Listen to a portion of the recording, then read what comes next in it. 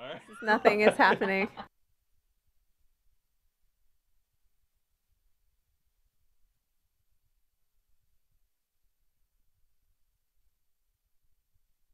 You're listening to the AFTERBUZZ TV Network, now the largest new media platform on the web, and your #1 source for after-show entertainment. Very good, Dean Johnson.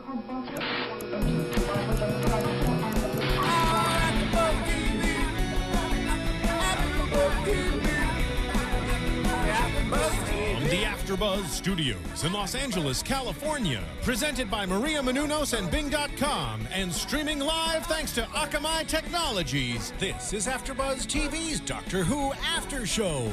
We'll break down tonight's episode and get you all the latest news and gossip. If you'd like to buzz in on tonight's show, you can buzz us at 424-256-1729. That's 424-256-1729. And now, another post-game wrap-up show for your favorite TV show. It's AFTERBUZZ TV's Doctor Who After Show. If any of you are watching this on YouTube, you have maybe possibly just witnessed us doing a very strange dance. All right, guys, Bing is for doing, and we are here doing another episode of Doctor Who Classics. This week, we are reviewing Carnival of Monsters, which premiered on January 27th, 1973, 4-part episode, and it is season 10. Carnival of Monsters. And what's going to happen, this is going to be the best after show ever because A, we have a special guest, and B, we're going to completely rewrite the show. Oh, yeah. Right here, yes. ladies and gentlemen. It's going to be a script meeting right here in the middle of AfterBuzz. I love this. Okay, so I am Jenna Busch. I am Roth Cornett. And we have a very special guest with us, Sean Rosado. Hello. And he's awesome. I do a podcast with Sean. His podcast is amazing. It's called Sean-castic. Right. You must check it out. It is absolutely amazing. And we are nerds together. Yes. Yes. Nerddom is going to ensue. 1, 2, 3. Tell us how this episode goes from fill in the blank adjective. Slow. Fair enough. To amazing, Sean. Okay. 2 words, people. Space monkeys. That's right. Space monkeys. Space monkeys. We need them. Well, here are the things. There are these creatures. Here are the things. Here are the things that are wrong. There are these creatures, and Sean and I watched this together with his lovely wife Laura at my house, and yeah, they look like flying monkeys from the Wizard of Oz, but they're in space, and ooh, space monkeys. I feel like space monkeys will take everything from whatever it is awesome to awesomest. Yes. You know what I mean? Anything. Here, okay, let's just talk in general terms though, because you are a huge Doctor Who fan. Right. Yes. Yes.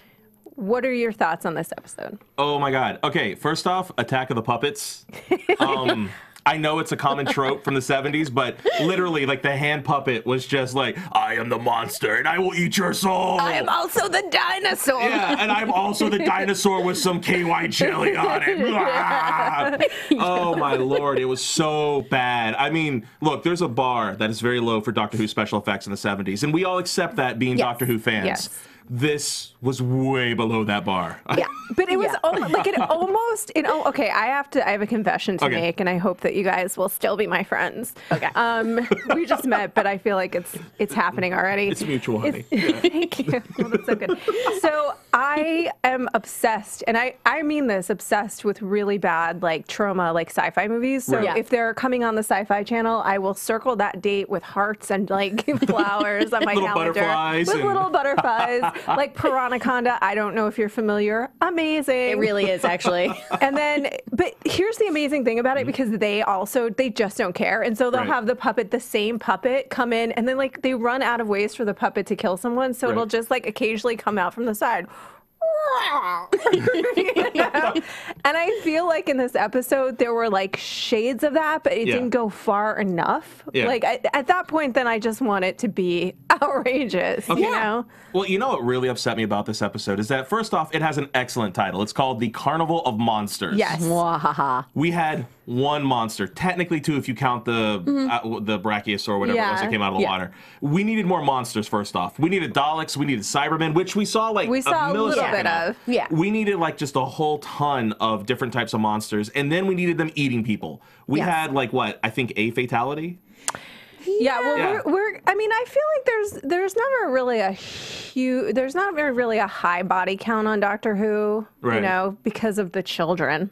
But there's always wiping out a populace and then magically bringing them back. That is always an option that I am game for. Right. You know what I mean? Especially on like the one thing though, you guys, that I did really find very funny was the. Apparently, it was very funny. She lost it. Like, just no. Oh wow! I've never seen this happen to you, Rob. Are you? Oh my God! I'm really gonna say it. The ship master. She kept almost remembering the close up. Like, don't you feel like you've done this before? Huh? No, forget it. Nothing. What? You know what I mean? Like, she kept almost remembering the fact that she was in Groundhog Day. Right. Yeah, and she had remembering face. Yes. She had remembering face. Remembering face made me crazy. They had the Beth Lumford glow. Yes. And everything. Yeah. It was the head tilt to the side, the lift of the body, and then No, but that was amazing to me because by the 17th time that it happened, I really was laughing just like we saw. Yeah. Don't you remember this? No. Here's the thing though, honestly, and this is what I'm finding with a lot of the episodes that we're reviewing. I feel like people are going to get so mad at us at this point, but a lot of the classic episodes that we're reviewing, there's the germ of this really cool idea, you know, where you spend so much time wishing that they could do it now and really do it justice because like, I mean, listen, there was a lot about this that I actually thought was fun and I enjoyed. I love the idea of miniaturizing entire like little mini worlds and having that be like a carnival show because, I mean, who when they were a little kid did not at some point feel like they were in a dollhouse? Right. Or, yeah. I mean, I used to go to the zoo. That you mentioned the zoo all the time, and I've had. I mean, I remember the Simpsons episode. You guys know which one I'm talking about with the world. So I mean that is a really big, major sci-fi idea that there are other things manipulating us that are far bigger than we are. I mean, God, if you go back to, I think, the second book in A Wrinkle in Time. See, I'm getting deep here. Yeah. A second book in A Wrinkle in Time, I believe it's the second, where the mitochondria are entire worlds. And so, and then the human is the galaxy. It's just, I mean, it's if you go to Fraggle Rock. Or if you go to Fraggle Rock. Right. I'm not going to sing it. I was going to, but I'm not. I will see. Users. I will say this. I'm trying not to clap right now. Wait, I'm just going to do one thing. The trash heap has spoken. Yeah. All right, I'm done now. That was my Fraggle Rock moment. But I mean, I think it's such a cool idea. Yeah. I think if it had been shortened to an hour. Yes. Oh, God, yes. If the bald caps had not been peeling off of the heads. See, these are things, again, that, like, I could almost love, you know, in the way that I love the Debbie Gibson Tiffany sci-fi movie. But hold on, at least in the Debbie Gibson Tiffany movie, they had good prosthetics.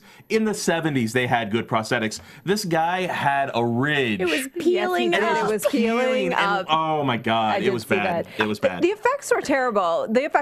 But I do like the idea of being able to compare kind of one species to another and say, well, she's like, this is outrageous. And he's like, you've been to the zoo. Yeah. You know? He's like, you've seen those pandas. Yeah. You know what I mean? You're throwing food at the monkeys. It all comes back to monkeys. But I kind of like the idea that it forces us to look at how we treat other creatures as if they are not sentient and they are just our playthings and food. Right. Yeah. Which, you know, in our world they are.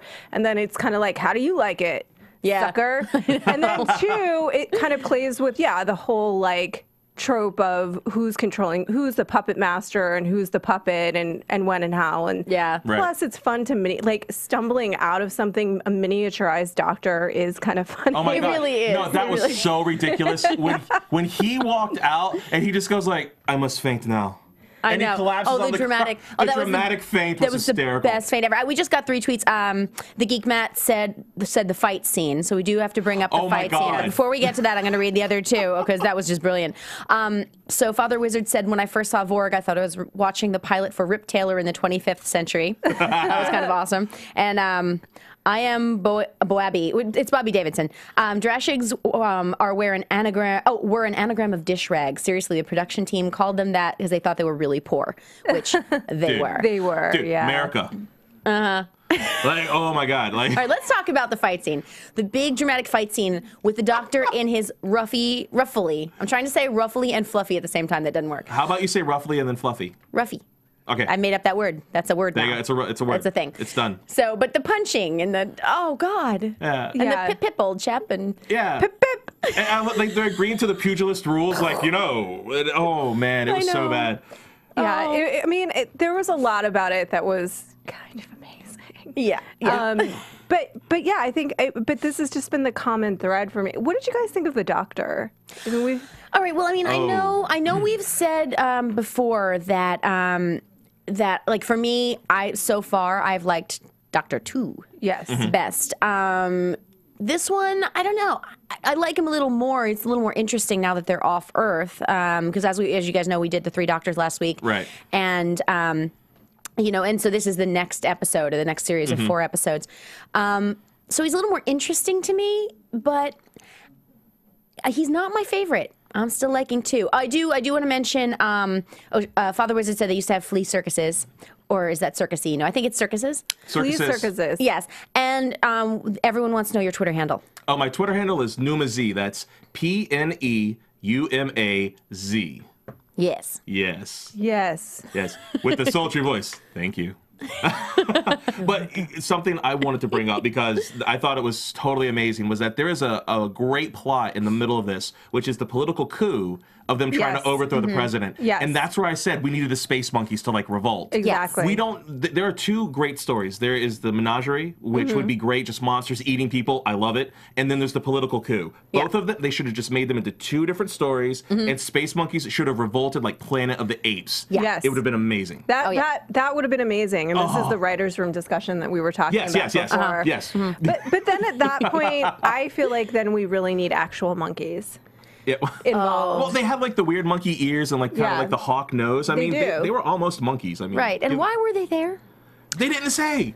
There wasn't a real reason they for were just it. there. It was kind of like women and children off the boat first. Not a whole lot of logic to it. Yeah, it's true. Well, But anyway, that isn't a recipe. Wait, No, hold on. that now. Women and children first. Oh, by the way, space monkeys. It's the same. It's Not a totally whole the lot same. of logic to it. No, but I mean, if you, my guess is they were like, oh wow, these masks are super cheap. We could totally stick a bunch of actors in, Yeah. Possible. and then we probably don't have to pay him as much. I don't know. I like to imagine that this is, you know, the 70s. Yeah. You know, I'm liking to imagine that there's just massive hashish happening, like everywhere around this production. That Right. it's like in the writer's room, costume designers, like, yeah, man, like whatever. Like, well, Let's why? glue pom-poms to her. But Yes. why? Like, why not? Have you seen the episode? Yeah. Like, have you seen the script? Yeah. Space monkeys. Yeah, I feel like I feel like that could have added a real would've been layer. cool. That Yeah. would have been very Yeah. cool. Because but they there's a lot that's cool in it. Yeah. There's a lot that's cool in terms of the ideas. Yeah, well, they set it up at the beginning with the overlords trying to kill the monkeys and Yeah. whatnot. Like, I thought that's where they were going, and then they went left, and they never went back to it. Yeah, they do.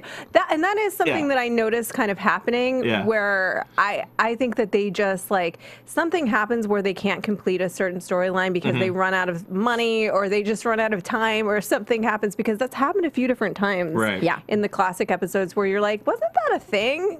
When did this? Like, Why is there no through line and why? And like, and the carnival people were. I couldn't stop. Like, I think visually this was just such a complete mess. You've got gray guys, and I mean, like we said, the bald caps were just horrendous. And then you've got these people with the crazy pom-poms sticking out of their head and glitter on their face. Back then when glitter used to be little pieces of glass. Right. And then you've got the puppets. Like, there's no through line to anything visual. And then the 1920s on a boat Yeah. to Bombay. I think if you compare it to like the dinosaurs on a spaceship, which works so well this season. I mean, and I feel like we're being a little unfair to 1973. So I'm sorry, 1973. We know you had fewer resources, and the BBC was giving them about 15 cents per episode. That's a very good point. You know what I mean? Like, they had like 72 hours and 15 cents, and they're like, here's make TV now. Make TV, and that's what happened. But they had, and I think that why Doctor Who has lasted so long is because there's the germ of these really cool ideas and like very interesting use of what is definitely now, at least, you know, great sci-fi tropes. And then also there's the character of the Doctor, who's just like, that is such a brilliant concept. He is just such a brilliant concept all by himself. But then you look at this and you're like, let's redo this. Let's do a do-over. Well, there's no reason why they couldn't go back and have the liberation of the space monkeys. You know, they could have the liberation I want to watch the space that. monkeys. But you know, but you have to think like now we're not really doing stories like that. We're really, I mean, we're really very much into the Doctor's personal life now. That's true. You know, so it's sort of because it's interesting, like watching Jo and all her constant. Are you always like this? Are you, she constantly makes questioning observations, but like there really is no relationship. It's as if they have no relationship. Right. And then also he's like, my assistant, Jo. I'm like, your assistant? That's really like not very personal. Well, okay, first off, let's be fair. Jo, not a great companion at all. Not a great companion. Like when you list the companions, Jo doesn't even get into the top 10. However, not as bad as, oh God, what was her name from the first one we watched? P. Oh God! I missed this. I gotta look it up. Please look it up because she was. It was from Caves of Androzani, and she was the worst. The worst. She really was like only there to run around and be like a meat suitcase, basically. Yeah. It was terrible. But I will say with the Caves of Androzani, this is what I'm finding interesting too about these classic episodes is that they are a little more political, which is something that I like. I mean, one of the reasons I really, and I think I said this before, one of the reasons I really liked Battlestar, BSG, is because it would make like political allegories, which I think science fiction, when it's really rocking, does. Yeah. Doctor Who doesn't do that so much right now, and so I think what would be cool is to bring in some of these more politically charged storylines. Like Caves of Androzani was like a cool. That totally was. Storyline. That totally was. Just so you know, her name was Perry, and she was played by Nicola Bryant. Yeah, and oh God, and Father Wizard actually just tweeted us that as well. Yeah, I mean, but one of the things that I think I tend to forget sometimes, like, you know, obviously we are being hard on it because there are many reasons. Pom-poms, just saying. But I think one of the things is that, like, with tropes like this, with overlords keeping you as pets and things like that, I think these are tropes. As overlords are wont to do. As they are. I have pets. I'm just saying. I could be an overlord. But I think that a lot of these tropes, because we are in 2012 and we're all sci-fi fans, we've seen these done so many times. And we've seen them done well. Right, yeah. So I think, you know, for somebody who maybe didn't have the interwebs and is in 1970 and all of a sudden you see this thing, you're like, wow, what a cool concept. And that does make you sort of forget maybe some of the things, like bald caps and crazy monkeys. They're probably not even looking for it. Or it could be, honestly, at the time, like the same way that I am watching, you know, those sort of trauma movies now, where it's like, it's hilarious. His face is peeling off. A little bit. It's amazing. Yeah. There's a lot of really great Who that happens in the 70s and in the 80s, and the effects don't get much better. I mean, all the way until they did the reboot, it was kind of known. You're watching Doctor Who for the story, not necessarily for the groundbreaking special effects. And unfortunately, this particular story just isn't up to the quality that others are going to be up to. What should you tell us what to watch? Yeah, it does. Well, I have always been a huge Sylvester McCoy fan. We were talking about this on the way over. I'm a huge Seventh Doctor fan. And he will be playing Radagast the Brown in The Hobbit. And people ask me, like, why? You know, like, he ended it. And the way I tell people is always this. He starts off aloof and silly and almost stupid. And by the time you get to the end of his arc, he is dark and manipulative. And he even tells his companion, look, if I kill you and it saves 10 trillion people, you're going to die. And he flat out tells her. And when you look at him from the beginning to where he goes, you're like, this guy got dark. Like, and it's because people were just making so many grand cosmic maneuvers around him. That was what he had to do to survive. Okay, I think another piece that's missing for us, maybe in fairness to the show, is that we're sort of jumping around and picking and choosing different episodes. It's the Doctor. And we're not. Well, that's wibbly wobbly, true. timey It's wimey. wibbly wobbly, timey wimey. Yeah, little timey wimey. We're not really getting. We're not having the opportunity to see through lines like that. We're not having the opportunity to see what the writers were doing. Like, I mean, I think that if you look at the through line, even with Matt Smith, yeah, it's the overall idea of Matt Smith as the Doctor is so much stronger when you have that versus if you just pulled out an episode, even if you thought he was great in that episode, you know? If you have the whole picture, you're really starting to see how they're layering things in and shading him and making him a richer character. And yeah, a darker character also, which is something that I've really liked this last season. Totally. Yeah, they're doing kind of the same thing. Yeah, they're definitely making him a little bit darker, a little bit more. He's becoming a little bit more broody. Yeah. Totally. Well, if you have an episode that you think we should watch, tell us. You know, I am horrible with the names of these, but the one, and Twitter, help me out here. I remember one that was great. I want to say it's actually a Baker episode where basically he's trying to stop, I want to say it's the Master or some other guy, and they are these robots, and they activate voice command. And it's one of the most terrifying things I saw as a kid because the Doctor cannot stop these monsters, these robots. And what happens is that in order for him to stop them, he basically gets the man who's controlling them, and he puts helium in the room. And so the monsters turn on the Master that's controlling them, and they just kill him. And it's so terrifying to me. But if you guys can remember the name of that episode, Twitter it to us. That would be awesome. I love that episode, and it made me really bad now. I saw it when I was like 7. He's been my favorite so far. Right. We watched an episode, and Jenna was out of town. Yeah, I was at Comic-Con for that one. And I really enjoyed that episode a lot, and I really enjoyed him as the Doctor a lot. And it was an episode didn't call for quite as many effects because it just wasn't inherent kind of in the storyline. It was like the Mona Lisa and in Paris, the streets of Paris, and things. So I think that made it a lot more palatable for me too. Although, I mean, like I said, there are some things that I am just finding like hilarious. Yeah. Oh, yeah. Like Remember Your Face. And there's also because it's all of a sudden you're in Scooby-Doo. Yeah. I know. You know what I mean? And that's how they ended the episode, remember? Where like she sits there and they go, wait. And she just kind of... She has the face. Forget and it. lost it. I know. And even the assistant, the one with the cream puff hair going on. Remember when the TARDIS started disappearing? And she looked lovingly at the TARDIS like, please come back. I know. I miss you. It was weird, what? right? What? Like, I don't know what was with that. I don't know either. I would just like to point I did like out, the though. big fingers getting the TARDIS. Oh yes, that was kind of awesome. That was kind of awesome. I do want to point out that Sean actually dressed as a TARDIS. I did at Dragon Con. I know I've mentioned it on the show before, so if you guys remember that, I want you again to. I'm going to spell out your Twitter handle because I want you to tweet it so that they can see it. I will do this. It's PNEUMAZ. Yes. You can also look up Sean Rosado Twitter. Right. And the same thing will come up. There's a cartoon version of me going like this. You can't miss it. It's if you're listening to this on iTunes, he's got his thumb in the air. I got my thumb in. Oh yeah, that's true. And if you're listening to this on iTunes, what up? Yeah. What up, see? iTunes? Hi, iTunes. Speaking of which, iTunes. yes. Okay, very important.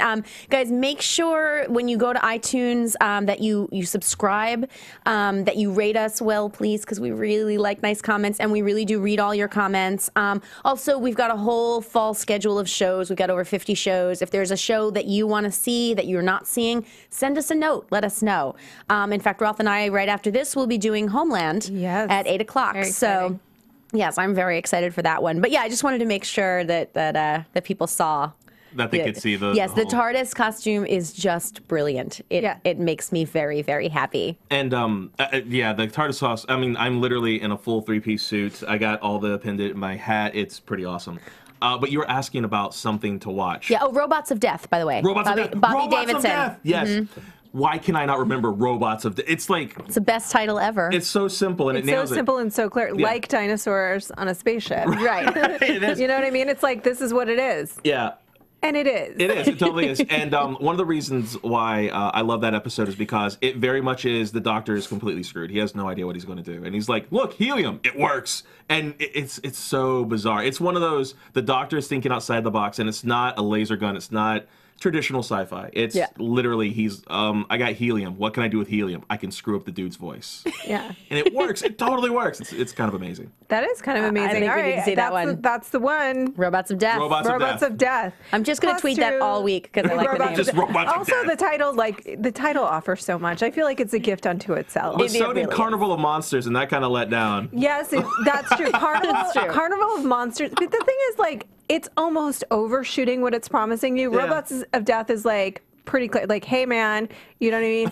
Pizza and a beer. Yeah. You know, Carnival of Monsters is like best sex of your life, and then you're like, nah, it wasn't. Yeah. It was all It's like right. the mediocre sex. I've had better. Yeah.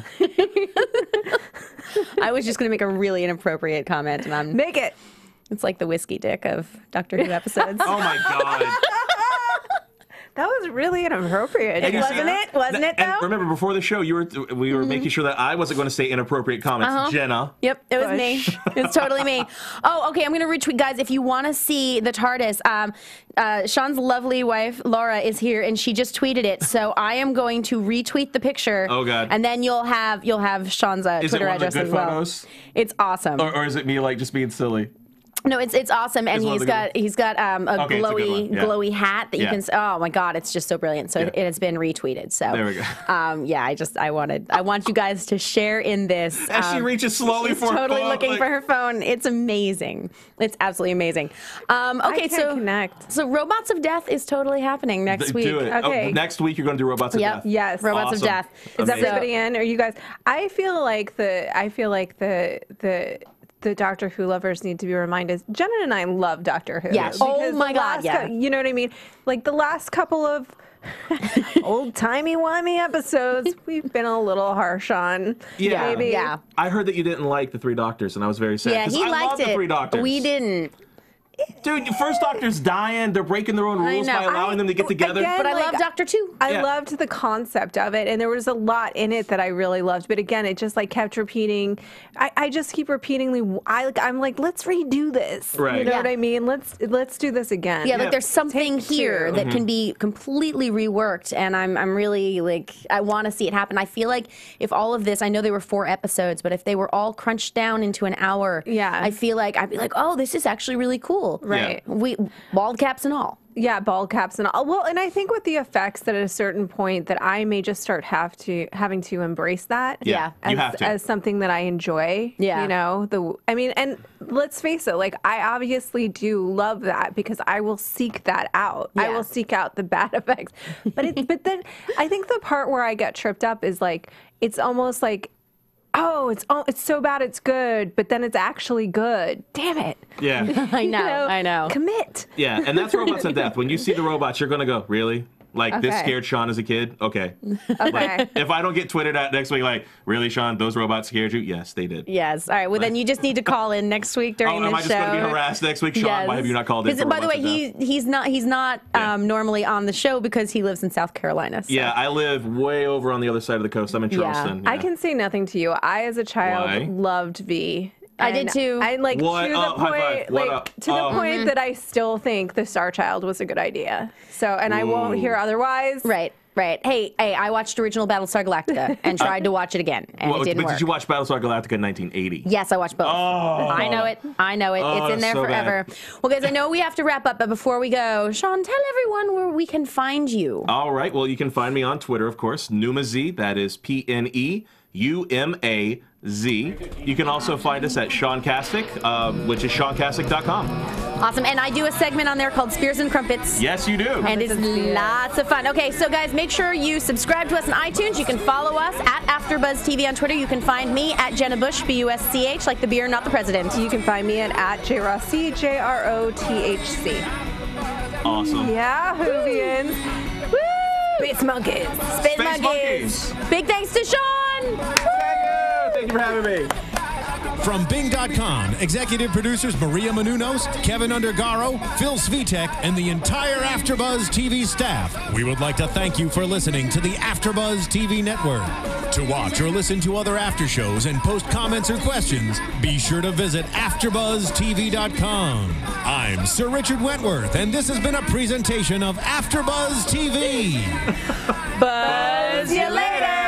The views expressed herein are those of the hosts only and do not necessarily reflect the views of AfterBuzz TV or its owners or principals.